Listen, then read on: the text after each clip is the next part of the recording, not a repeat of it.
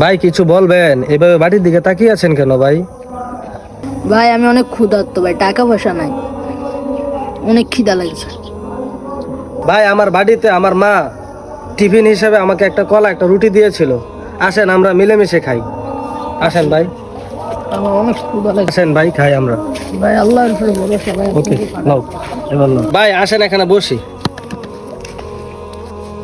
বিসমিল্লাহির রহমানির রহিম। আসেন ভাই আমরা ভাগাভাগি করে খাই, আপনি অর্ধেক নেন। লন ভাই, লন ভাই, এই গলাটুকু আপনি নেন আর আমি বাকিটা খাই।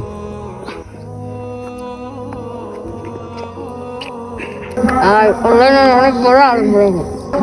ভাই মাদ্রাসায় শুধু পড়ালেখাই শেখায় না, বরং একে অপরের কষ্ট ভাগাভাগি করে নিতেও শেখায়।